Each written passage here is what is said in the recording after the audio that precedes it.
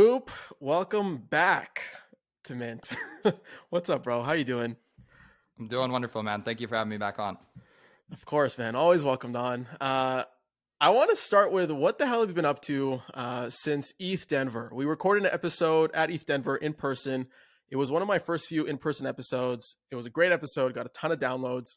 But I know you've been up to a lot of stuff, and there's a reason why we're here today. So I don't want to introduce it. You should just go ahead and introduce it, and it'll be the great moment to just kick off the episode. Yeah, well, I want to start by saying that I'm proud to announce that I've raised a $10 million fund to invest in the future of music. It's called Coop Records, and it's now live in business, baby. I wish I had one of those studio audience clapping and whatnot. All right, dude. Big moment. Big moment. I see the smile on your face. You're obviously super proud about it. I'm honored for you to release it on the podcast too. Let's start with what the hell is Coop Records? What should we expect right now? Coop Records is a fund to invest in the next generation of music. What that means is investing in platforms and protocols. It's investing in artists. It's buying some NFTs. You know, there's a lot of nuance there, but basically, I've been a big collector in the space for a while. I've been angel investing in a lot of companies. I wanted to figure out how to really just level up the way that I was deploying into the Web3 music space as a whole. And this fund is my way of doing so. How long have you been building the fund out? About the last 6 months, I'd say. I'd say that like the inception of it came 6 to 8 months ago. I have a cool story to tell about that one a little bit later on, but a lot of paperwork behind the scenes on the legal front, a lot of just infrastructure set up. Been raising the fund for about the last 2 months, and then very recently closed it. And by the time you're listening to this episode, you will have seen that it is now live to the world. Crazy, dude. $10 million. That's serious. That's legit. That's a lot of money to a lot of people. What does 10 mil mean to you? It's a way for me to sort of level up my career, my profession, and sort of the allocations I'm making into the space. 10 mil from a venture fund is actually a very small fund, relatively speaking. It's about the smallest fund that I could raise to make sense for myself, but something that I feel like allows me to really put myself on the line, show that I have high conviction in this space, show that other people have trusted me enough to give me money to deploy into the space. It's really just a stepping stone, I'd say, to really making this whole music NFT, Web3 music movement something more serious. And I'm really excited to be working with the next chapter founder and artists that are making it a reality. Amazing, dude. I think I first heard about it. We were at Seed Club. They were doing a happy hour. You were sitting on a couch. I was sitting on a chair. A couple others were around us. And you're like, yo, Adam, starting this fund. It's going to be super exclusive, 25 LPs only, but it's going to be propagating the future of music in Web3. And I'm super excited about it. I was like, damn, Coop, honestly don't expect anything less. That's super exciting. And a lot has happened since. You've helped sort of propagate many artists too. You've dropped some collections yourself. Can you talk about the last 6 months, at least since February? That's when the last time you were on the podcast. Give me a quick recap. I would say in February, there was very early traction around music NFTs. Catalog and sound had come up. I had started to collect pretty actively on there. I was working with some of the more formative Web3 artists and kind of helping them develop their drops. Some that I'll call out would be Daniel Allen and his Glasshouse drop that launched pretty recently. I was involved as a project manager and helped to connect some dots there. The Roki project, which I've been super involved in as a project manager. And then behind the scenes, just helping a lot of artists think through how to actually release their music NFTs.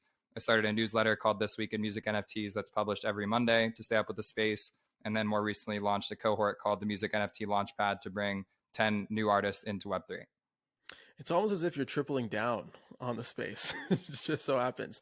I think that's super exciting. I think it's a great way to also kick off the episode as well, because there's a few things I want to talk to you about the next hour or so. Okay, I want to talk to you about sort of your early days in crypto, how you got started with angel investing. I want to talk to you about like the history of music and why it's been so difficult to invest in music in general.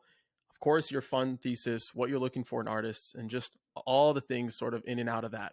Okay, so I think a good place to start, Coop, is how the hell did you get into angel investing? What was the first sort of startup you've cut a check to? What did that look like? Basically, DeFi summer, I'd say 2019, 2020, people were doing pretty well for themselves, just trading these different tokens, doing yield farming, etc. I joined a syndicate group called Freeco that was basically a bunch of different operators and investors in the space. We were getting to see private deals. And at the time I was writing $1,000 angel checks. So just about the worst thing that I could do. Even if the company 100x's, I make 100 grand, which is terrible for investing. I want to go on record saying, but I just was fascinated by the idea of getting to invest in companies in their private rounds. Some of the earlier companies that I invested in were my close friend Brian Flynn, his company Rabbit Hole, Alex Mazmej, his company Showtime, a couple early DeFi protocols like Ribbon Finance, Fay Protocol, etc. And at that point in time, creator economy wasn't really a thing. It was primarily like, early DeFi protocols and then some like DAO tooling companies. And basically my early entry into angel investing was saying, I feel like I've established a brand for myself. I want to start working with founders more so than just being a consultant or sort of like an advisor. And angel investing was my way to have more serious ownership stakes in the companies that I was, really, really stoked on. So between Rabbit Hole, between Showtime, those were sort of like your earliest bets on the creator economy, right? From what I understand. And did that sort of just spiral, like just a wave of you just like cutting checks left and right from all the DeFi earnings that you were sort of racking up, or what am I missing? No, I mean, I think you're right. It was very much a spray and pray mentality. If I had to think of some other companies off the top of my head, I would say Zora was one that I was really, really lucky to be a part of. I think that what Jacob's building over there is incredible. Like his thesis on hyperstructures is fascinating. And that was one that early on I was just like, this makes perfect sense. And to his credit, he was very kind to reach out to me and say like, hey, I would love to have you involved in that. Just kind of looking at some companies on the list here.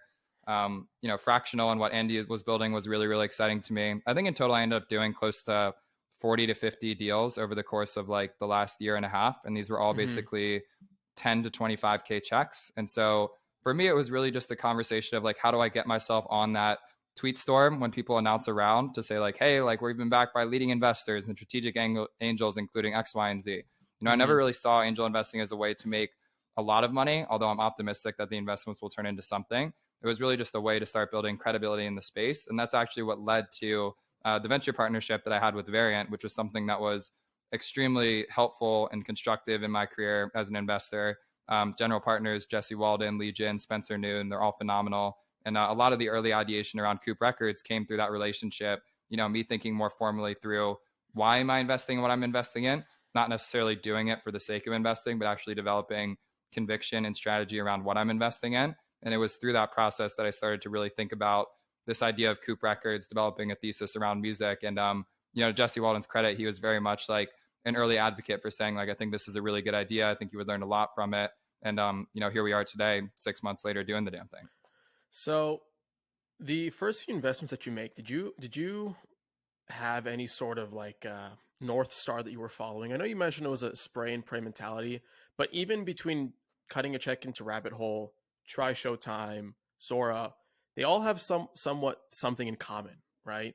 And I'm trying to understand like your thesis as an angel investor, because I feel like that also trickles to the things that you collect, right? On like a hobbyist basis too. Talk to me more about sort of like your thesis early on and how is it evolved to where we are today? Yeah, I would say broadly projects that help people understand what Web3 is, whether it's using a product to be able to find new opportunities to contribute on chain, whether it's something that allows you to buy an NFT, whether it's something that allows you to join a DAO and get to meet new people, even DeFi protocols. I was always investing with the thesis of like, okay, this is going to be helpful for people getting into the space. And I think across the board, I started to realize that there's a vast number of ways that people can get involved in Web3. At that point in time, it was really no different from how I was doing shitcoin trading or NFT trading, where it's just kind of like, I really like this founder. I think this project's great. I see a lot of other good people that are involved in this round. Like I'm going to come in too. It was really just like a vibe thing. And I think that's something that I try and carry with all of my investments is like, do I just really back this founder and do I really like what they're working on and what their vision is? I didn't really have too much of a strategy around like, okay, what are projected earnings? Like, what are they going to be valued at as a fully diluted company or anything like that? It was just kind of like me getting in the weeds with founders, doing a couple calls. And if I like what they were working on, I would put in 10K and then share it with, 10 people on my network that I thought were good strategics. And most of the time, those people would come on board as well. Yeah. I'm also curious, like you're just back to the early days of angel investing. Obviously there's a big culture in Web3 around investing, and a lot of Twitter characters end up investing. Everybody makes their money in all sorts of ways. Talk to me more about your DeFi early days and like your shitcoin trading. I want to just get like up close and personal, like the best trade that you've made that sort of like set your trajectory of where you are as an angel investor today and being able to back so many creators and change so many lives. Yeah, I mean, it's hard to recall what the best one was. I would say that the turning point here is in 2018. I started writing a blog called This Week in DeFi. I was covering projects every single week. It's actually the exact format that I'm using for This Week in Music NFTs, where I would cover projects every single week. I would be finding out about new project launches, new collaborations, new funding opportunities. And so was very active as an on-chain governance participant early on for projects like Aave, Compound, Synthetics, Kyber. Shout out to my friend Lucas, who actually ran a newsletter called Token Tuesdays, where we would cover a token, talk about why we liked it. If we liked it a lot, we'd buy some of it. And some of those early DeFi tokens ended up doing extremely well. Like before Aave was called Aave, it was called Len Protocol. And so had a pretty good position in Len that I'd accumulated over time. Bought a lot of like Synthetics token around like 10 cents and ended up going up to like $6. I don't want to like list off plays here because I don't like talking in this way, but basically it was just like finding these projects early on, having conviction in them when they were like low cap coins, let's call it worth like 20 or $30 million. And then DeFi bull run happens and all of a sudden these tokens are trading at like 500 mil fully diluted valuations. And, for those people that were just paying attention, frankly, it's not even like you needed to be an investor in the private rounds. There was a lot of upside opportunities for just being active and knowing how to use Uniswap essentially. Yeah. Yeah. I think back in the early days during DeFi summer, it was all just gray area and there was opportunities flying left and right. And it's cool to see at least have a friend that has capitalized on it and was able to like make something of it, right? And also to see it sort of like evolve over time and how you use that money that you made in a smart format, and rather than just like going and splurging, right? Which of course you splurge, but doing it in a strategic way where you reinvest back into the ecosystem, carry on your thesis, and just like consistently learn and evolve as you go. Mm-hmm. Yeah, it was Yeah. fantastic. I mean, that was when ETH started to really see a lot of upside. At the time when I was buying a lot of my ETH, I'd say it was like $80 or $100. It was just like me every week investing the money I got from writing my newsletter into buying ETH and buying other tokens. I think what really started to change for me is, not only was I participating in public markets, but I was also providing services for a lot of these early DeFi projects and a lot of these creator economy projects. So I would come on board to help them write their tweet storms, to help them write their white paper, to be active in governance on these different forums. Just to basically like give them a vibe check on what the community thought about their project.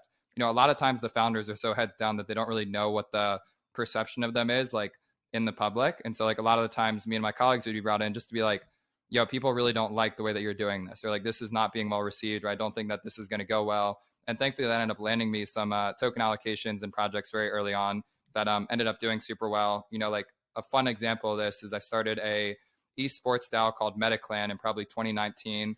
This was me, my friend James, my friend Piers, and Alex Silly Tuna. And we were just messing around. We're like, what's the esports DAO sounds great. Let's go ahead and do like an Axie Infinity breeding tournament.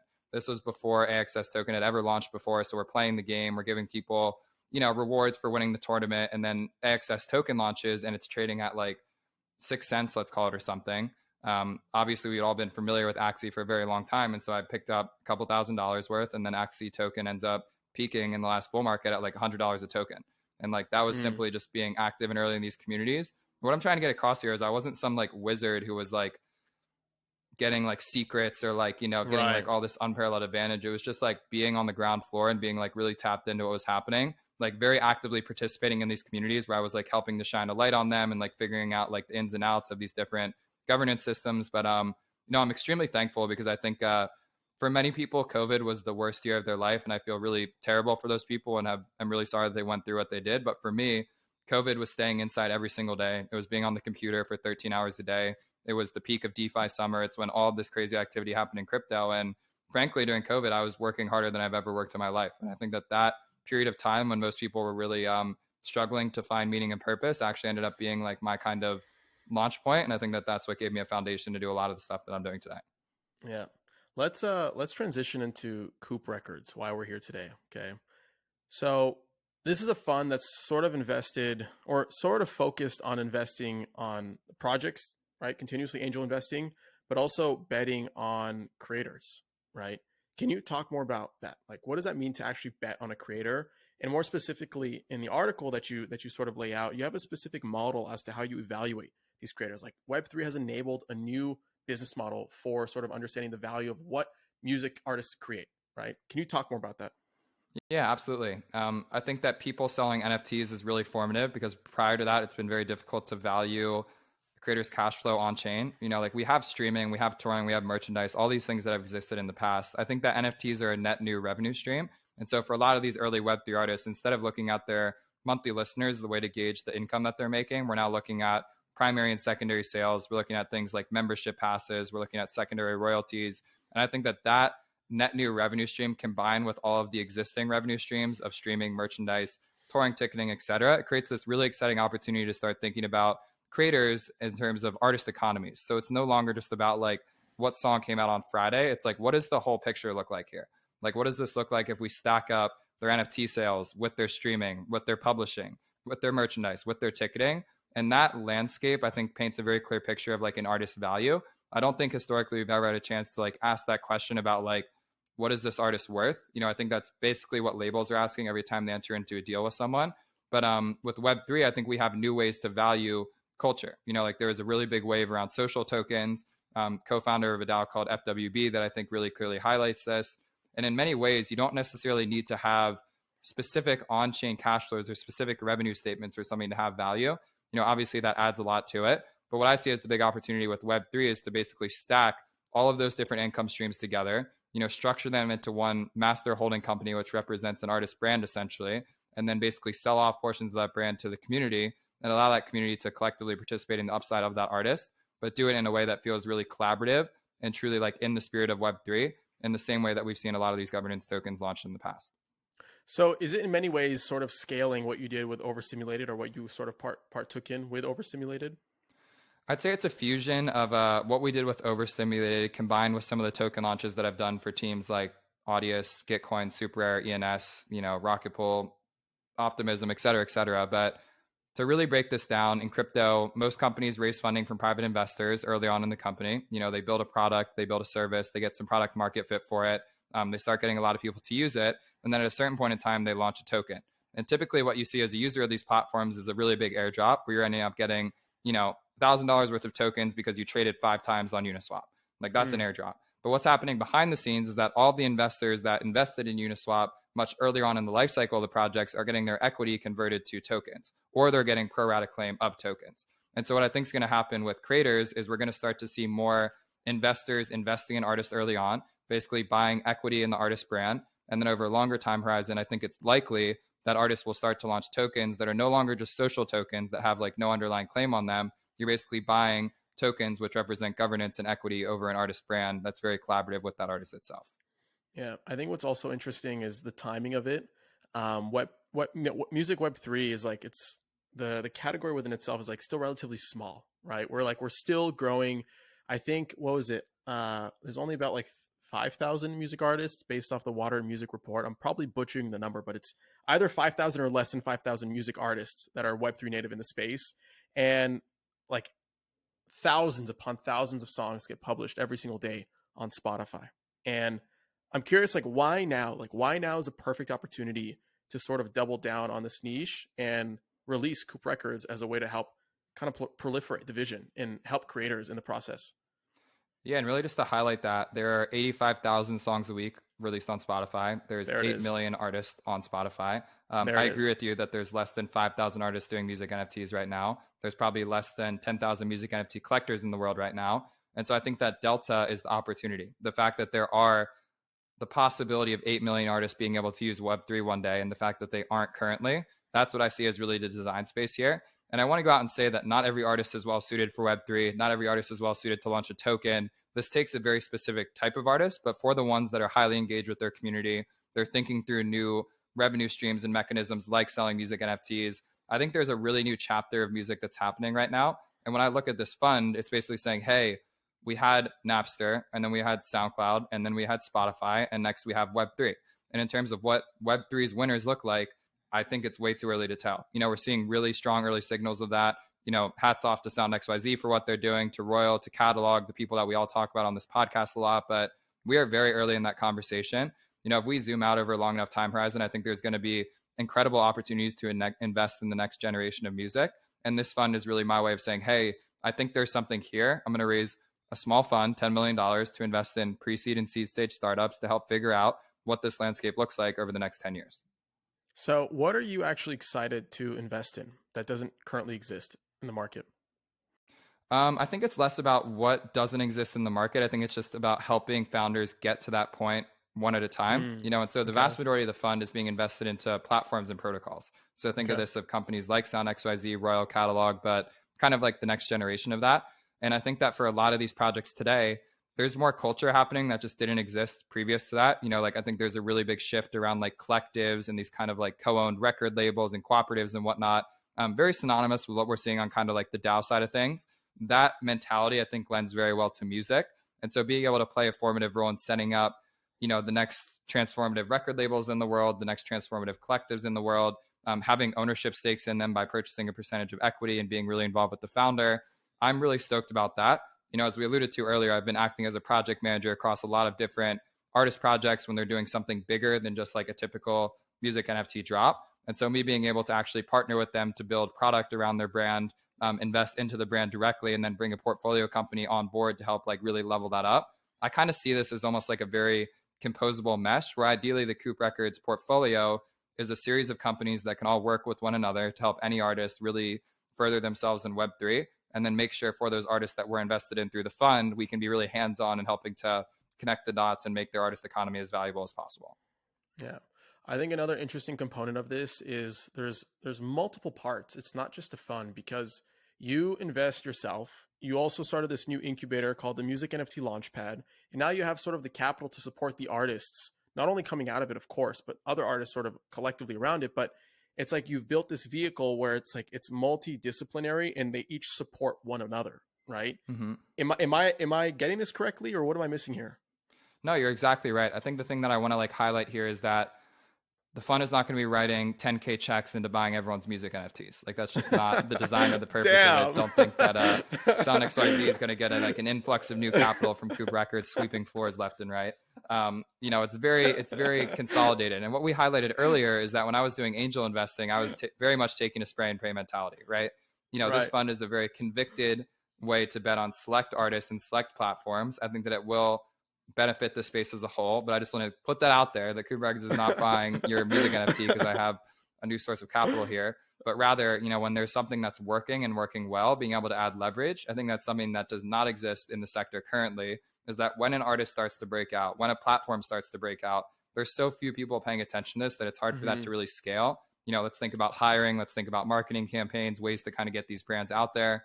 That's what this fund is for, is to really like add leverage to something that's already working. And then behind the scenes, I'm going to still be collecting music NFTs all the time. I'm going to be supporting a lot of artists, but I see this fund as a way to really just help amplify what the space is doing as a whole and take more convicted bets on the people who are winning the space gradually. Damn, so I thought you were gonna be buying everybody's bags now with this with this but I was like, damn, I'm about to eat well tonight. Nice yeah. No, okay. All right. More serious note. I also see it as like as a funnel approach. Okay, I see you as an individual sort of betting your own money, buying and doing a spray and pray mentality, and basically using that as keeping tabs on everybody that you find interesting, and using this new capital as a way to sort of like double down, triple down on the individuals that actually want to take it to the next level, right? Because of course, just like there's a bunch of artists dropping songs on Spotify, Apple Music, etc., there's going to be a bunch of artists minting songs. And while in the beginning it was very novel and unique, over time it's not really going to become that novel and unique. The artists that are going to stand out are the ones that are sort of taking it to the next level, and that's where Coop Records comes in. That's exactly right. Yes, I fucking nailed it. All right, sick.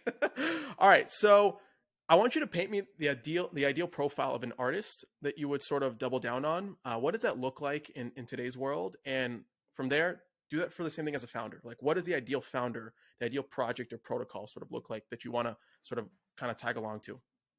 I'm going to flip that because the vast majority of the funds being allocated into platforms and protocols. And so I'd say like starting from the founder profile, I think is a little bit better to start with. But ideal founder is someone who really understands the culture of what's happening. I don't have to explain to them why music NFTs are valuable. I don't have to explain to them who the leading artists are. They already have pretty much a good sense of what's happening.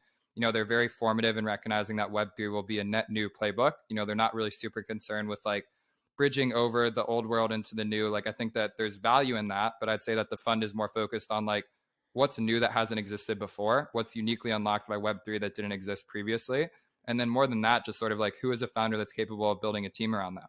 Like if there's one scrappy developer who could just like goes out and wings it on the weekends and builds tools, love that. Do I think that they're necessarily going to be able to build $1 billion company? Maybe not, and so I kind of look at like the mesh between co-founders. Do these founders have kind of the collective tissue where someone's really focused on development, someone's really tapped into the community, someone's really able to grow a Discord community? And across that, I think the through line here is that all of the companies that we'll be investing in have a very good understanding of culture, specifically with relation to Web3. And as that translates to the artists themselves, once an artist has been able to demonstrate that they can check all the boxes of doing what's expected of them, so let's say like minting NFTs on Catalog, selling out their drops on Sound, maybe doing a release on Royal, they start to go a little bit further than that, right? They start to do drops on their own website. They start to think about like, what are creative ways that I can distribute my album or bring other artists on board? And at that point in time, you start to recognize that there's like a launch off point, where they're basically going bigger than what already exists. And I think at that point in time, that's where we want to start getting involved to say like, hey, if you want to sell 10,000 music NFTs and have there be like a really formative moment around that, how can we help you hire developers and build a team around you so that when you want to go and do that drop, it's not you in a silo. You actually have a team of 3 to 5 people around you that are fully on staff to be able to go and make that a reality. Yeah. I mean, there's only one person that sort of comes to mind that fits that profile currently, maybe 2, 3, but like one that obviously fits that profile, and not to go too in depth, right? But I think over time, this individual sort of set the model, right, for what's maybe not what's expected, but what's possible. And there's going to be other people that maybe take it from different directions. And it's actually, I believe they're going to be excellent plays to sort of double down on and play like a long-term bet on. So yeah, man, that's really exciting. It's really big. And I don't like you minimizing it. You say like it's $10 million in the grand scheme of things, like it's no big deal, but it's a big deal, and don't minimize it because it's legit as fuck. All right, let's talk about big picture. Okay. What is the vision here, Cooper? Like 10 years from now, are these like 10-year bets? Are these like 5-year bets? Are these 3-year bets? Like what's the big picture over here? They're 10-year bets. Yeah. I believe in 10 years from now, we're going to be able to invest in our favorite creators. I think exactly how that's going to take form is a big question mark, but I think you're going to be able to buy into individual songs. I think you're going to be able to buy into individual artist projects. And I think you're going to be able to buy into platforms. And so right now, there's not really liquidity for any of those events. You kind of have Audius token, which is publicly tradable, but basically the only thing that you can really buy to get exposure to like Web3 music right now from an ERC20 token perspective. You have these individual songs being minted on Sound, Catalog, Royal, which are all really interesting at a very granular level, but I don't think it's telling the full picture of like, how do I invest into an artist collectively beyond one song that they're doing, but over across their entire project. And then over time, I think just like better connective tissue between all of the different pieces of it. There was an entire generation of artists on Spotify and SoundCloud who ended up creating tremendous amount of value for that company, and they don't have equity in that.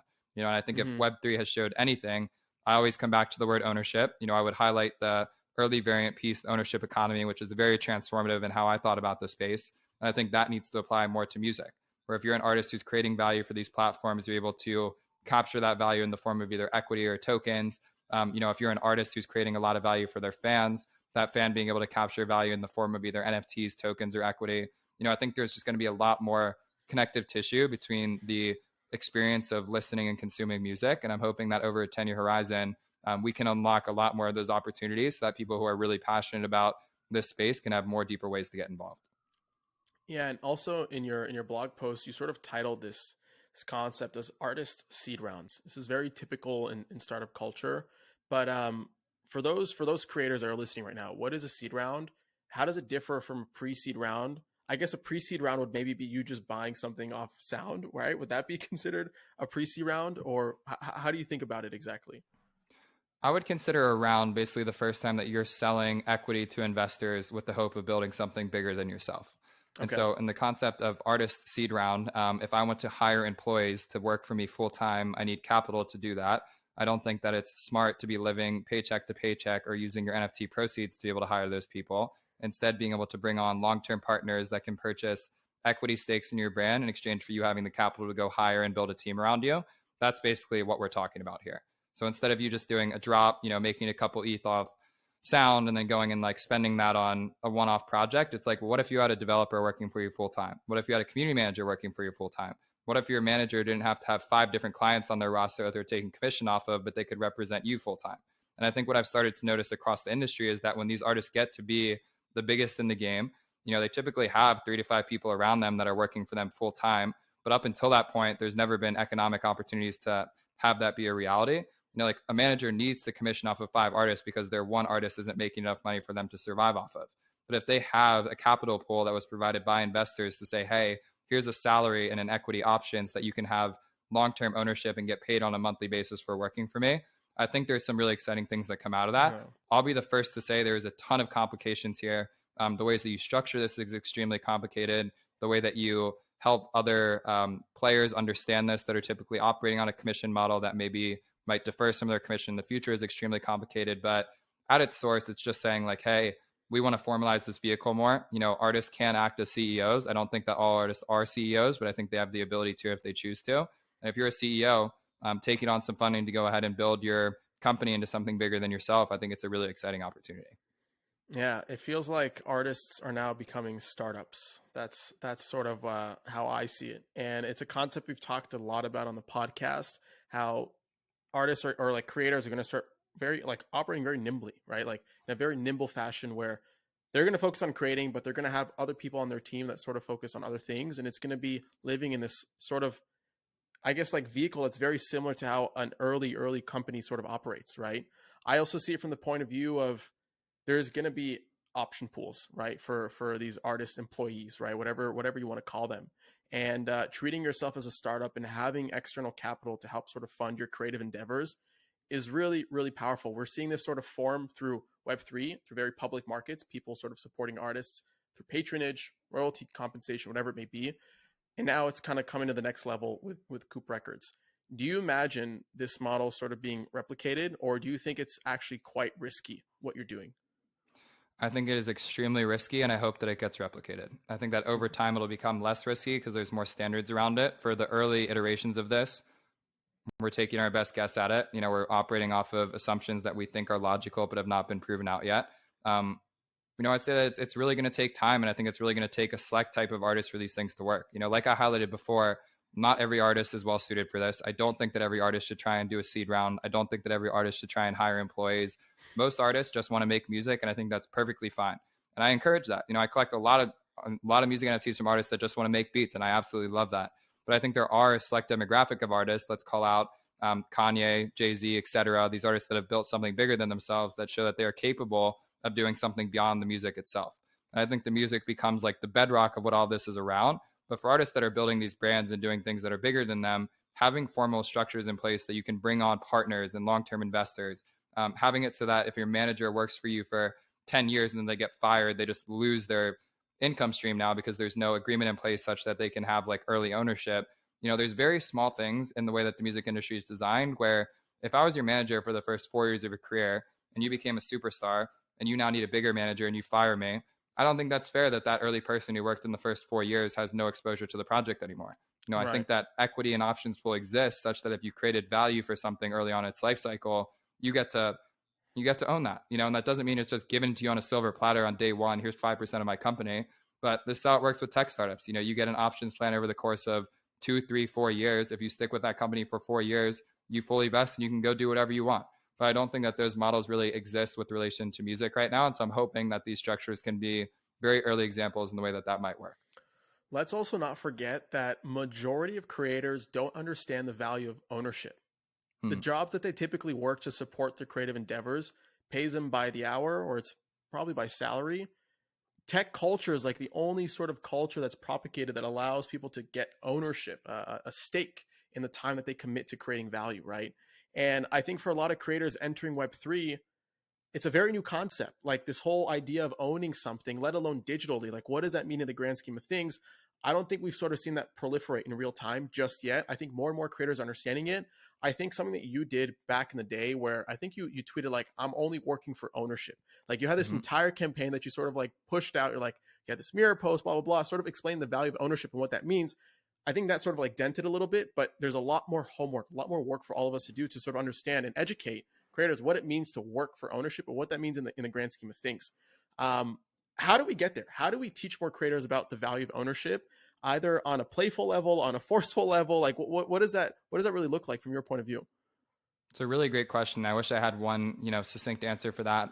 Just to quickly highlight, that blog post was called Full-Time DAOs. And thank you for highlighting that, because the thesis of it was basically I don't want to get paid dollars. I want to get paid in ownership. So I want to take payment in equity and tokens, whatever that might look like. And my thesis was that no salary is ever going to amount to the amount of value you're going to get from having ownership and things that work out really well in the future. And so what that looks like tangibly today, I think we owe it to a lot of the early platforms and protocols that exist to be able to allow their creators to have ownership stakes in what they're building. It's a conscious decision to say like, hey, at some point in time, we will launch a token and do an airdrop to our early artists or give some tokens to collectors. I think we owe it a lot to the early artists in the space that are being very forward thinking how they share their brand. I talk to a lot of creators here in LA that don't really know what a cap table is. They don't really know the concept of equity. They get really scared about giving anything to anyone because they've just been treated poorly for so long. But what you start to recognize is that when you have a collective pie, you being the only owner of that collective pie isn't important if it's not a valuable thing in the first place. Like to make it more valuable, you need to bring more people into the picture. And the only way to get them fully bought in is to actually give them part of that pie in the first place. And so what I think this looks like is very slowly introducing models where, hey, if you're a manager taking a 15% commission, maybe you take a 5% commission and instead you take a base and then a small amount of equity. Or if you're an artist that has a super fan showing up to your Discord every day, maybe you give them $5,000 a month and a little bit of equity to start working on your brand. If you're a platform that's doing your next venture round, instead of only raising from VCs, going out and saying, hey, I want to bring this artist on board and give them a 10K angel allocation in this company, there's very small things that happen like in isolation. But I think making this culture around investing and financial literacy and sort of the mentality around like wealth creation, it gets very dystopian. And I actually get a lot of pushback on this because people think I just want to make money, but it's actually, I don't really care about that much. I just care more about like creators being free to pursue their craft and having like their value actually owned by them. But I would say, yeah, like in isolation, I would say just figure out new ways to give ownership back to the people that are supporting you and figure out ways to capture ownership from the different platforms that you're giving value to yourself. Yeah, I think it's also like the point is you don't know what you don't know. And until maybe you eat enough shit, it's like, all right, there must be another way. And maybe it doesn't have to be that way either. But I think with the model that you're introducing, it's actually making investing cool. In my opinion, like it's like you're betting on culture. Like that's what it comes down to, right? And I want to highlight like this next point and sort of talk about the average check size that artists are going to be getting. And with that check, what does the post value check like look like? Post check value, excuse me. That's the term. What does that look like after you invest? Yeah, so there's going to be a very, very select few artists who are actually being invested in from the fund. So again, I want to caveat this. I'm not investing in a ton of artists. I'm not doing super small checks into a lot of artists.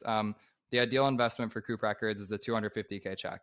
And so that's typically me taking either a co-lead or a lead position in a very early round. Let's say that someone's raising anywhere from $500K to $1 million, anywhere from a 5 to 10 mil post money valuation. Coop Records is coming in as sort of the anchor of that. We're giving you $250K and we're acting as a long-term partner to help think through your Web3 strategy, to think about how you're setting up your corporation, to structure all your companies in such a way that it feels very synergistic, to help you hire your early employees, create a cap table, do all the things that are very, common with tech companies that I just don't think have ever really been tried to be done with artists before, if they have in very small iterations. And I'm doing that with a very, very select few artists for this first fund. I'm hoping that if it does go well, and we can talk about what that looks like, there will be opportunities to raise other vehicles that are entirely allocated to this type of work. But for right now, it's just going to be working with a very select few artists to help just try it out and see if it really works, and really applaud the people that are taking the initiative to try this today. So what does success actually look like? Let's talk about that. How are you measuring success?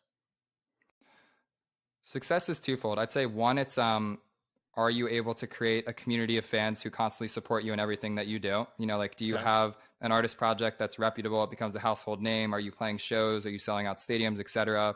The obvious stuff. Like, what does success look like in the eyes of being an artist today? I don't think I need to explain that very much. But more from like an investment perspective, are you able to raise future rounds at a higher valuation? Are you able to bring people in who weren't there from the beginning to understand why owning a piece of your company is valuable? Are you able to launch a token and give that back to your collectors? If I had to extremely oversimplify this, I would say that the success metric looks like 100xing an artist. Basically like investing in the early stage of their development, giving them capital at their earliest form. They then launch a token, and that token ends up performing extremely well for early investors, for collectors, for fans. I, as a fan of an artist, can just go buy $5 worth of my favorite creator. I never have to worry about buying a music NFT. There's a very easy way for me to participate in these artist economies. And I think that over a long enough time horizon across a lot of creators, I think that opens up a really exciting new playing field. And that's kind of what I'm hoping to be doing with this fund, is helping to create those early examples of that chapter. Yeah. I think something that's also interesting about your journey, Coop, is you've always very much focused on building your own personal brand, but you always partaken in other communities. Why do this independently versus joining forces with an existing group that already has capital and just contributing additional value to that? Like why branch off and do your own thing? It's a really good question. And, to be honest with you, I was definitely a little bit hesitant to do it in this way at first for that exact reason. I think like going off in an island can be like kind of scary and like a little bit isolating. But to be frank, I don't think there's many people with much conviction in Web3 music as I do. I could probably name on one hand the amount of people that are willing to write 250K checks into like early music companies. This is my identity in my life. If you've spent time with me here in LA, all I do is focus on music. It's all I talk about. I don't think there's many other companies in the space that are designed to zoom in this deeply on this one specific pocket and sector. I think it's really important for people to see that I'm not just like talking the game or like just tweeting music NFTs with nothing behind it. Like this is very serious for me. Like this is literally my life's work. And I think that this is the first way to highlight that I don't need a crutch or to lean off someone else's reputation or prior success to sort of make this successful. Like I want to take the risk of running it myself. And if it fails, it fails. But if it does well, I think that it's going to be difficult to attribute that to anyone else outside of myself. Yeah. Let's also talk about comparing Coop Records to a traditional record label. Okay, while I think like 85% is going to be spent on investing in like founders, protocols, projects, there's still a percentage that's going to be invested in artists. What makes you different than a record label? It's a really good question. I wrote a post called Web3 Labels. I would highly recommend that you read it if you haven't already. Basically, when an artist enters into a label agreement, they are selling the rights to their future songs. And so they're selling 3 projects, let's call it 3 albums. They're taking an advance against that, and they're selling 80% of the rights to it. That advance is recoupable, which means that the label has to make back their money first before the artist gets paid. The difference here is that Coop Records is not buying masters. We are buying equity that has a claim on those masters. The difference is that these investments are not recoupable, which means that we don't get paid out before the artist gets paid out. We are partners, which means that we're all making money collectively. And in fact, there's not an expectations of dividends being issued, because when you run an early company, you recognize that giving dollars back to investors is not the most productive way to spend that money. It's actually more valuable to hire more people and build additional staff and product around you. And then stated plainly, we work with a lot less artists. Like most labels are working with anywhere from 10 to 50 artists at a time. I would expect Coop Records as a vehicle to be investing in roughly 4 to 5 artists out of this first fund. And so we're going to be taking a lot more convicted bets and working a lot more closely with those partners. We're going to do things very unconventionally, but I think for those that are willing to take the journey and take the ride, I'm very excited about what this has to offer. Yeah, man. I'm excited for you. I think this is going to be really, really exciting. And I wouldn't be surprised if you see more record labels sort of pursue a model like this as well. And maybe there's already some, well, I know there are some already like pursuing like buying Web3 assets as a way to like experiment, right? But nobody's really doing it publicly yet. Everybody's just being super hush hush about it because they don't want to make a mistake, right? They don't want to like seem like they were wrong about a bet. But you're going balls deep, like you're going all out. Like I raised 10 million bucks, like this is what I'm doing. This is what we're about. And I think that says a lot. I want to yeah. Can I add to that last point? Yeah, please. I also want to highlight some of the things that Coop Records does not offer that labels do, because I think it's important to recognize that like Coop Records isn't this shiny new thing that's perfect and record labels suck. Like, burn them all to the ground. It's me. I'm an individual. I don't know how to break your song on Spotify. I'm probably not going to get you on an editorial playlist. I'm probably not going to book you for a headline tour. I could name like 5 or 10 other things that I'm not able to do that a record label can definitely help out with. But I'd say like the biggest thing to highlight here is that most artists today look to labels as a bank. Like they want an advance and they basically want money to make records. We can provide that. They need resources. And while we can't directly place those resources every time, I think that the network I've developed is strong enough that we can start to think through who are people that are going to be willing to work for you full time. And I'm optimistic that there's a world where Coop Records invests in an artist who then signs a major label deal. I don't think that these are mutually exclusive, but what I want to highlight is that these entities will represent the artist's share of proceeds and whatever they work on. And so if an artist signs a major label deal and they own 20% of the records, that means that the entity owns 20% of those records. But it doesn't mean that they can't enter a label deal. And what I think is exciting here is that when you do go to the table to negotiate with a major, it's no longer saying, hey, I need $1 million to make records. You can say, hey, I have this money tucked away from my partners that backed me in the past.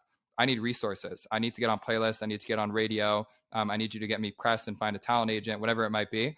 And if you're able to come to the table with very specific ask and not really need to rely on the capital, I think that these deals can be structured a little bit more favorably. And I'm excited to welcome a world where Coop Records is working with an artist that's also signed to a major label. Okay, interesting. So do you plan to hire people yourself under Coop Records, or is it just going to be like a solopreneur kind of endeavor? Yeah, definitely plan to hire out. I want to give a shout out to my assistant, Robert, who's been running all the back end operations on the fund. He's been doing a phenomenal job. That's the first hire that I've ever made personally. Some of the things that I'm excited to bring on board would be development talent to help resource all of the early portfolio companies we have, analysts to be able to scout out new projects and new investment opportunities, A&R to be able to find new artists to invest in and new songs to be able to take ownership stakes in. So it's very early. You know, a $10 million fund is not structured in such a way that I can hire a big team around me, but you know, myself at the center of this, basically scouting deals, some people on the back end to help make sure that everything's functioning properly, and then some residual pieces around that to help really add the value to portfolio companies. I think it makes for a pretty compelling narrative. Yeah. Cool. What would you say is the current state of Web3 music? Where are we today? Misunderstood would be my one-word reaction there. Okay. Yeah. I would Elaborate. Say that, what does that mean? I'd say that most people think that there's like some really crazy, weird casino game happening over here that only applies to like 5 random artists. But when you zoom in, it's really supporting emerging artists trying to take a new path with their music. I don't think that it's well suited for major artists yet. I think that most of the artists playing with Web3 music are emerging artists who haven't really had a chance to succeed on a platform like Spotify before. I think that there's a lot of early players that's a little bit overwhelming. You know, my music NFT landscape graphic, there's probably close to 100 companies. And from someone on the outside that doesn't like music or understand what's going on, you look at 1,000 companies on a page and you start to think, okay, this is like a Cardano map where it's like, who knows what's happening here? But like when you zoom in under the hood there, I think when you come out to these community events, you start to really feel the culture of it. You know, what's happening, to answer your question directly, is there's a very select handful of artists that are really leaning into this new chapter of music. You know, they're really focusing on building relationships with their collectors, which may be fans, but don't have to be fans. I think that's very important. And I think they're thinking through new models on how to build their artist project and basically connect, you know, the lane that they have on Spotify and touring with this entirely new ecosystem that is Web3 music. So now that we've seen like thousands, we can say confidently now thousands of artists in Web3 music, what tends to be the playbook, the standard, the general playbook? Of course, everybody does their own thing, uniquely experiments, whatever. But what tends to be the general playbook as a new artist coming into the space now that we have more experience than we had in February when we recorded that one episode? Love that. If you're an artist getting started today that has no prior connections, you basically go and you sell a music NFT on Zora. You know, you release 10, 15, 20 copies of that, either for free or for a very cheap price. You're able to prove that you can get some collectors in the door. You do that once or twice, and then you're able to release on hopefully a curated platform like Catalog or Sound, where it has a little bit more credibility behind it. You do this for maybe 3 to 5 songs where you're selling anywhere from 25 to 50 editions, being consistent with it, getting a little bit of buzz. And when you put out songs on Spotify, the day before you drop them, you're actually selling collectible versions as music NFTs. And so there's this very clear relationship between my artist project and what people are seeing publicly and what's happening in Web3. And then it starts to kind of leapfrog, which is interesting, where there's more songs that are released in Web3 than are currently out on Spotify. And so you almost have this reverse incentive where artists have an album that was released as music NFTs that's going to be released on Spotify in a month from now. And at that point in time, once you have a couple wins under your belt, you start to get a little bit experimental. You go, okay, what does my artist site look like? What does artist.xyz look like? What does it look like for me to do more than one song? What does it look like for me to do more than just sell a song with a cover art and instead start to introduce some different rarity traits? What does it look like for me to have a collector group across all my collections on Telegram or Discord? And then if you zoom out far enough, you start to introduce things like, what does it look like for me to hire a developer? What does it look like for me to hire a community manager? You know, a lot of what we were alluding to earlier, but that's where we're at. I don't think many people have gotten like further along than that, but hopefully this leads to like a full-fledged sustainable artist ecosystem. And then you believe the artist seed rounds is where we're going? Correct. Okay. So I wanna double down for a second on the free NFT stuff, because I'm a big fan of free NFTs. I'm very vocal about them.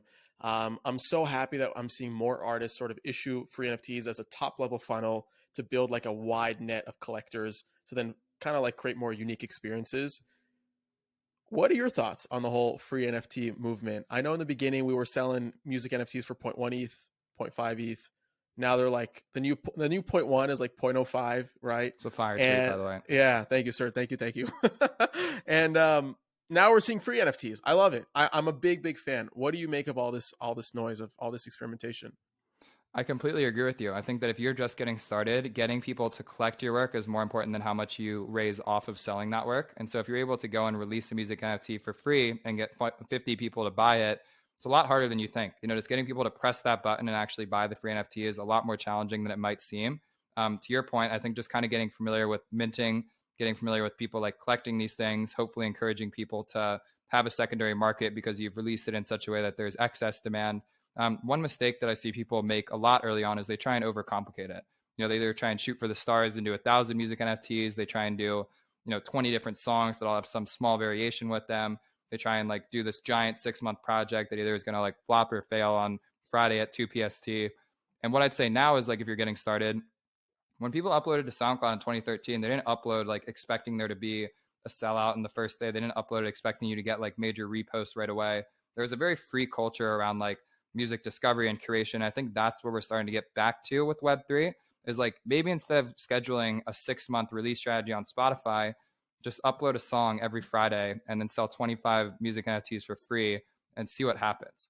And like that sounds really scary to people because every manager in the game would tell you not to do that because it goes against the status quo. But I'm collecting free music NFTs all the time. You know, like I'm looking at these drops every week. I think that I'm one of many collectors that are like actively seeking out new and emerging talent. And I think there's actually something to be said for not scheduling your drops, and instead just kind of uploading it in real time and seeing who's paying attention. And in the absence of you marketing it, you really start to figure out like who's here to support me when I'm not boasting a big campaign around it. And I think that that's how you start to build really deep relationships with fans. So, talking more on the free NFT stuff, also just talking about building an audience, a music audience in Web3. How is that different than sort of building a listenership or building a bunch of listeners in Web2? Like, is the value the same? Is it different? How do you sort of see those two models? I think that they're two very different things right now. And I think it's important to highlight that because everyone always says, how do we get fans to buy music NFTs? And while I think that might happen, I want to highlight that that's not required for music NFTs to be successful. The current demographic of collectors are music fans for sure. Like most of the people that you go to the sound leaderboards of collectors and you look at the top 20 profiles, all those people love music. But I would say more so than them like worrying about getting new music or getting like VIP tickets to shows or something, they just want to kind of feel more involved in that process. And so what that looks like is simply putting people into a Telegram chat and having 10 of your collectors like stay GM to one another, saying, hey guys, I have a drop coming out on Sound next week. Should I do 50 or 75 editions and what price should I do it at? Having Adam Levy come in and say, use my new tool Bello to price your drop and tell how many to release. But yeah, I'd say like broadly, collectors are not, like your average fan. They're much more sophisticated in most case scenarios. Like they're aware of the fact that this is a new emerging medium. They're not expecting you to get 1 million streams on Spotify. They're not expecting you to have like a 10x return over one day. They're like advanced patrons in a lot of ways right now, where they're like recognizing that you're leaning into something early. They applaud you for being consistent. They're excited when you give back more than just like selling the NFT, but I don't think it's required. I think like the whole PFP roadmap game really like set us back because there's this whole like expectation of a 6 to 12 month roadmap, but I don't expect that from artists. You know what I mean? Like I'll talk to them when they're putting out their next song and like help them move along the playbook, but I'm not expecting you to have your next 2 years figured out, and especially when you're selling these in batches of 25 or 50. Like I said, the simplest thing that I'm hoping for from any artist, if you're putting out a song on Spotify on Friday, sell some music NFTs on Thursday. Those NFTs can have no ownership. They can have no access. They can have no utility, no t-shirts, no VIP tickets, no Discord group, whatever it might be. If you do that at the very, very least, I'm going to be very excited about that. And I think once we have that as sort of the standard playbook, which we don't currently, then you start to see really exciting games around curation, around discovery, around blog culture reemerging. Because at that point in time, then there's now opportunities for you to be active in the discovery experience. And I think that we've gotten really far away from that in music. And I'm really excited to see that start to make its way back thanks to Web3. Can we talk about one of my favorite examples recently? A Whole Lot of Nothing by DLG featuring I'm gonna butcher his last name, but Peter Saputo. Did I pronounce that You got it. correctly? Peter Saputo, Yep. right? Okay. First of all, fire track, amazing track. Released it first in Web3, then in Web2, and then it got an editorial placement on Spotify. And it's funny. It's like slow, like they took it really slow. Like it didn't sell out instantly, but I feel like as soon as they kind of went public that the editorial feature made it, it then sold out. Like I don't know why. I felt like the timing was just like on par. And I think that's super cool. Like I was able to sort of like collect that. Like there's this meme in the music NFT community where it's like they don't know I own this song, that I that I own the version of this song. And I think there's just it's something as a collector, it's so interesting, it's so fascinating because I feel like I was a part of that journey. I feel like I helped, like even though it was just a small contribution, for whatever reason, I feel a much closer sentimental value. And I actually appreciate it so much more when an artist released a song in Web3 and then they release it in Web2. It's like us, we get like the first look. It's like we're the coolest bunch before the mainstream gets to see it. Are you thinking about it the same way, or am I just like in my own head here? No, that was the first thing that really clicked for me with music NFTs. It was Mike Shinoda doing that on Zora in probably 2019 before he put out his song with Ian Dior. And like he sold NFTs a week in advance and then he put it out and it was the top song on my release radar.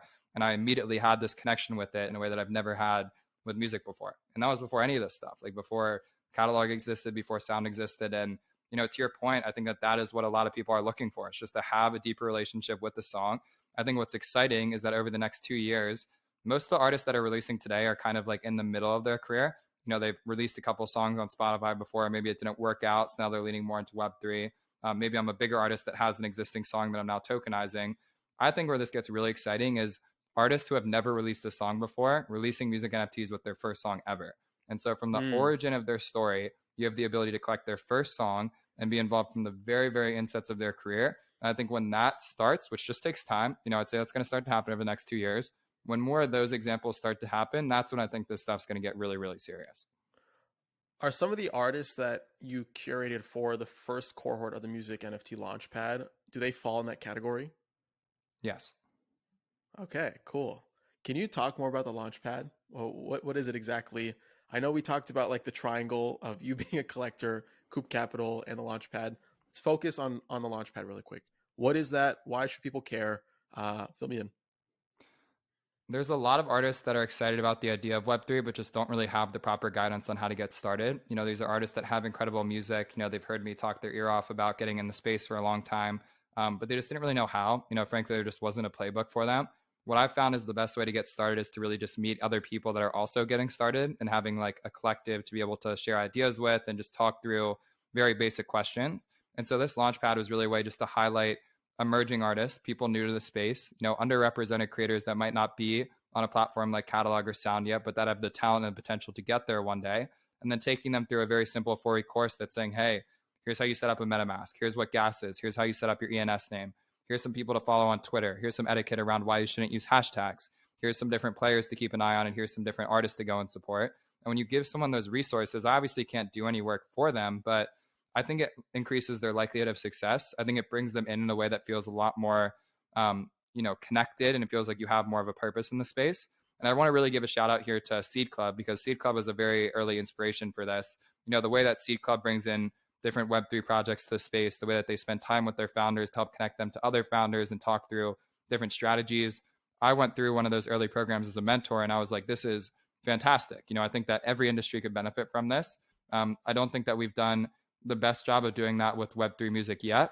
But, now that we have these different programs like the Launchpad, the program that Hi-Fi Labs is doing, what Nifty Sax is doing, what a number of other artist people are doing, there's going to be easier ways to get involved. And I think that the people that are willing to put in the time and effort to learning the space, when they want to get started with Web3, hopefully have more resources than what already existed today.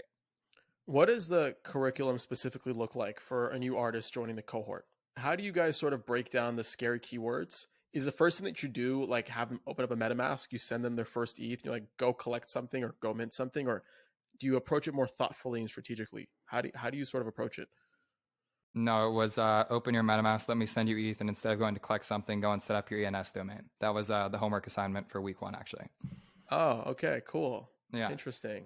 And so we start with the basics. We start with understanding like how does all this stuff work under the hood? Like what is gas? What is transaction nonce? What is ENS domain? What's the difference between Ethereum and Solana? Very basic questions like that. This week we're planning on getting more into like the music NFT Launchpad, or the landscape, excuse me. So like, who are the different players that are on the table? What's the difference between a marketplace versus a collector DAO versus, a social club, et cetera, et cetera. Then we get into some more of the nuance on like do's and don'ts. So like, hey, if I want to go and apply to be part of these communities, like what are some ones that I should start tapping into? What is the Song Camp Heartbeat call? What's Dreams Never Die call? What's Water and Music? What are the differences between these? And then the last week, it's just sort of like, let's go and mint a music NFT. And so when you do that, what are the questions that you ask yourself? How do I price this? Where do I release it? Who do I talk to in advance? How do I actually market this properly? And then I think the collective tissue of all that, again, it's a 4-week program, but we're talking in the Telegram every day leading up to that. I'm making time to go and meet with these artists outside of the one-on-one courses we're doing, the weekly courses, excuse me. And I don't know, by the end of it, I'm hopeful that all those artists will be able to mint their first music NFT. I'm hopeful that that'll happen across different platforms. Today we just got announced as one of the first curators on Catalog for their new curation campaign, which I'm very excited about. And I'm hoping we can just give these creators a chance to shine in a way that they wouldn't have been able to without the Launchpad. And then from there, use that framework to hopefully inspire many future cohorts to come. Interesting. How did you sort of put the first cohort together? I know you have a curation board, but it had to start with you. Like, I'm sure you sort of like, you're the engine behind the vehicle that sort of like organized everything. So talk to me about putting together the curation board to then sort of picking the first cohort that is what it is today. Yeah, so I want to give a big shout out here to Charm Taylor, who's one of the people that's on the board with me. We were just talking through like how to highlight underrepresented creators and ways for me to give back to the space that felt very, like ethical and forward thinking. And frankly, this cohort was the best way to do that. I was thinking through like, how do I spotlight emerging creators? How do I show that I'm not just only tapping into the biggest artists on sound? And this design for a cohort really just came to fruition over the course of many months. At that point in time, music NFTs were pretty early. This kind of sat on the back burner for a little bit. And then as I saw the space progressing, I was like, we need to do this Launchpad. Like there's so many artists that want to get on the space now. Frankly, it's kind of hard to get onto these new platforms unless you have an existing plugin. As I do with most of my projects, I was like, let's just go for it. Like put together a mirror post, like drafted up some different curriculums for it, got a bunch of feedback from different people in my network. Before I announced it, I was very intentional to go to everyone that's on that board. If you look at them, they've all either been really involved in different communities in Web3 or had like a very formative role in discovering emerging talent. And so someone like Ria, who has the Loners DAO, someone like Cece, who's on the team at Catalog and has been working actively with Zoratopia, Charm running a lot of her rehabilitation workshops and doing a lot of stuff on the ground in New Orleans. Miha, who's super connected here in LA with a lot of different curators. Austin, who was formerly at Venice Music, doing a fantastic job there and just like very plugged into the space. I wanted the board to really help me identify pockets that I wasn't following myself. And then, in total, we had probably like 200 plus applications. And the way we did it was every board member got broken up into a section where you reviewed like, let's call it roughly 30 to 40 artists. You got one pick who was kind of like your artist that you were willing to champion and say like, hey, like, I really think this person's going to do well. I'm going to vouch for them and put my reputation on it. And then we all basically aggregated some quote unquote honorable mentions. And then we just voted. Everyone got 3 stars. Everyone put those 3 stars next to the artist that they thought would be a good fit for the program. And then in total, we ended up being 12 artists instead of 10, but 12 artists for the first batch. And I think that process was really good because it wasn't just me. It was kind of the collective whole of everyone. And I think through that, we ended up with a really amazing, rounded out lineup of the first cohort. Yeah. I think the next component to this is this week in music NFTs. So actually the triangle is now diamond from how I'm visualizing this. So you started this week in music NFTs not too long ago. You already racked up a few thousand subscribers, high open rates. It sort of picks up on your DeFi days, which you mentioned earlier, but how does that sort of play into everything that you're doing? It's a free resource. Like I can't tweet enough about everything that I'm seeing. I can't like talk to enough people in a given day. What I can do is spend a couple hours on a weekend rounding up everything I saw from the past week and giving it away to people for free. And so if there's someone getting into the space that wants to get started, but I might not be free or available to sit down with them, I can send them the newsletter and say, hey, take 10 minutes a week and read this. And if you read this for 4 weeks in a row, I think you're going to start to get a pretty clear picture for what's going on here. As I alluded to earlier, this week in DeFi was extremely transformative in my early career. I learned so much from it. I was able to connect with so many new people. It was a huge, huge role in the way that I developed my own personal career. And so being able to use it as a way just to kind of shine a light on the space more broadly it's not about any one individual platform. It's not about any one individual artist. It's the collective whole of it. And granted, this is just me. So this is just my point of view. People will roast me and be like, oh, you never talk about us. You don't care about the community. I'm like, it's just me out here. You know what I mean? Like, I'm trying my best. Like, I promise you, like, I'm trying to do what I can. But, I think tying it all back to Coop Records, when you think about the way that I want to work with companies, I'm a very big believer in value-added investors. I'm a very big believer that investors should be on the ground floors with their projects and with their communities. Me and my friend Brett, we threw an event called the Music NFT Movement, and NFT NYC spotlighted 5 emerging artists in the space through a great event together, completely free. The newsletter is completely free. When I work with founders, I want them to see that I'm not just talking the game. I'm not saying that I'm out here collecting, and I'm not saying that I'm like tapping in with people behind the scenes and it's hard to see. It's like, no, like, you want to see the work that I do for the community, go and read the newsletter, like, go and look at the Launchpad, go come to one of our Music NFT Movement events. And I think that ability to really highlight that this community participation is very serious and active, I get a ton of enjoyment out of. I think that it helps a lot of people out. And so I'm going to be doing it for a long time to come. Yeah. I think when you texted me when you were starting it, you're like, this is going to be the biggest publication on Mirror one day. I'm excited to see that. And I started collecting yours as well. So hopefully there plays some value capture in that at some point. Alpha. Not many people know that you can collect them on a Mirror, to be honest with you. Yeah. Bunch of alpha. Okay. The next thing that I want to talk to you about, Coop, is Coop Records is out. $10 million, doubling down on some investments, investing in new projects, betting on your beliefs. What's next? Like, what's next for you as someone, a character on Twitter, as a collector across all these sound platform or these music platforms, as someone who's investing? What's next for you? Like, what can we expect? Just taking more consistent shots on goals, like supporting early companies. I think you're going to start to see a couple rounds announced that I'm participating in as the fund, a couple new projects springing up that I think are very exciting. New mechanisms for doing drops together. So other drops that I'm being active on as a project manager, artist seed rounds, as we alluded to earlier. So announcing a couple of those and really just creating more of like a mesh around like this movement as a whole. What's going to change on my Twitter? Not much, frankly. I'm still probably going to tweet music NFTs every week. I'm still going to, piss people off because it's all that I talk about. But frankly, man, I've never been in like a more peaceful state, like with like how I've kind of structured my life, I love music and I've loved it for such a long time. Like, I always lived this double life, and I talk about this in some of our last episodes, but I like love music on the side and then like use crypto to pay the bills. And I've somehow been lucky enough to kind of connect the two together.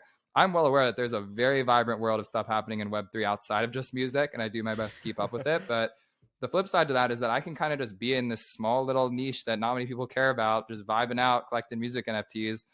And it's like, yeah, it's fun over here. Like, frankly, like, I don't have to tell you this, but like, you come spend some times at these events, you go to these concerts, you're on the Sound Twitter spaces and whatnot. Like, we're having a good time. And so I feel in a very blessed state right now. I'm super thankful for all of the investors who took a chance on me to do something with this fund. I'm very thankful for the network I've developed here in LA. I'm extremely thankful for the Web3 network I've developed online. We're super early. I'm 27. I have a very long career ahead of me, and I'm excited to use this as the next vehicle to really help amplify the space as a whole. Dude, you know what else we need to talk about? The whole Kobe debate. That guy has yet to come on. He publicly said, sure, he's not answering DMs anymore. What's up with that? I mean, I think it's net positive overall. It's just more exposure. Haters are going to hate, and it's just better publicity. But how do we get Kobe on? What's the message, Cooper? I think we get Kobe on by doing more impressive work and showing that this is something more than just a meme. I think that for someone of his stature and caliber, it's not worth his time, frankly, to talk about this stuff yet. I think it's like a fun thought piece, but it's got bigger things, bigger fish to fry, let's call it. And I think the reality is that him coming on this podcast does a lot more for us than it does for him. And so like I said in text with you and David, I am hopeful that this happens, but realistically, I'm not expecting it anytime soon. And frankly, for most people that are on Twitter, music NFTs are a joke. Like, no one cares about them. No one's paying attention, right. Whatever all the people say, but we're having fun in our little pocket over here. If you want to come and learn more about it, I think it goes deeper than just buying altcoins of songs, but it's across the board, and I'm excited to hopefully use this fund as another way to show this is a very serious space to worth paying attention to. Coop, before I let you go, what am I missing over here? What do we need to talk about? What did I not highlight about Coop Records? Tell me, like, what are we missing here? I think you covered basically everything I could think of. The one section that I'll talk about a little bit just quickly is that many artists' relation with Web3, if you're an established artist, is either you just buying JPEGs for fun and just flipping it for profit. It's maybe you doing like a drop once or twice here and there and not really fully leaning into it. I'm hoping this fund can be a vehicle to like really allow artists to think more thoroughly about investing. Like let's take the other side of this. Let's say that you've actually done really well for yourself as an artist. You're selling out stadiums, you have a number one hit on Spotify. Um, Allocating money to different investment opportunities is super important. And I think that a lot of the times investing just becomes not very fun because you talk about like getting savings rates or like APRs that are just like fixed rate returns and whatnot. And that's all great. Don't get me wrong. But I think that investing culture is extremely exciting. And so one thing that I'm really stoked on is bringing in a couple high profile artists who have done well for themselves, like educating them on the culture around investing, sharing investment opportunities, bringing them into early seed rounds. I'm really excited for different artists to start thinking more deeply about how they're managing their capital. And I think on the flip side of doing an artist seed round, artists becoming investors themselves is also extremely exciting. And one thing that I think Coop Records is going to do is show that there's opportunities for artists of all shapes and sizes. And we're here happy to help out however we can. I love it, dude. Before I let you go, Coop, where can we find you? Where can we tune in, chill it away? Best place to stay up with me would be at our newly launched website, which is live at the time of this podcast going live, cooprecords.xyz. You can follow me on Twitter at Coopahtroopa. This Week in Music NFTs is the name of the newsletter. And then, just keep an eye out for more announcements coming from my personal account. I don't know whether or not there'll be a Coop Records Twitter account by the time that this is live, but it's just me at the end of the day. So I'm excited to see what happens. Amazing, dude. Congratulations. And we'll have to do this again soon. Cheers, man. Appreciate you always.